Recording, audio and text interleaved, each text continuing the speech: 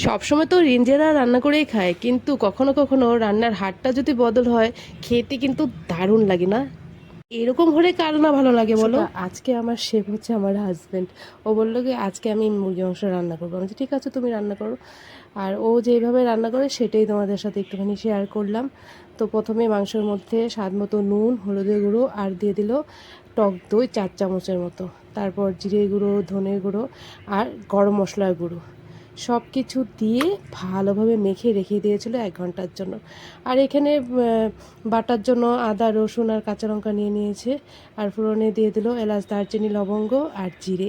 তারপর পেঁয়াজ দিয়ে দিল, আর এখানে একটুখানি কোচানো পেঁয়াজ মাংসের মধ্যেও দিয়ে দিল। আর বাটাটা দেখতে পাচ্ছ কীভাবে বেটেছে, একদম আধা ভাঙা করে, মানে মিক্সিতেই করেছে, পুরোপুরি পেস্ট করেনি আর কি।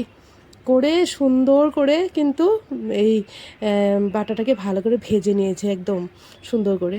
আর একটুখানি চিনিও দিয়ে দিয়েছে এই বাটার মধ্যে। দিয়ে মাংসটা দিয়ে দিল, দিয়ে এবার ভালোভাবে গ্যাসের ফ্লেমটা একদম স্লো করে ও ভালোভাবে কষিয়ে নেবে। আলুও দিয়েছে, অল্প সময়ের জন্য ঢেকে দিয়েছিল।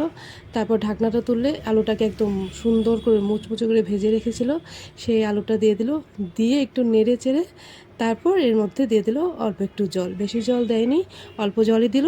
জলটা দিয়ে কী করলো, একদম গ্যাসের ফ্লেমটা একদম স্লো করে এভাবে রেখে দিয়েছে। একটি কথা এত ভালো হয়েছে খেতে যে কি বলবো, দেখতেই পাচ্ছ।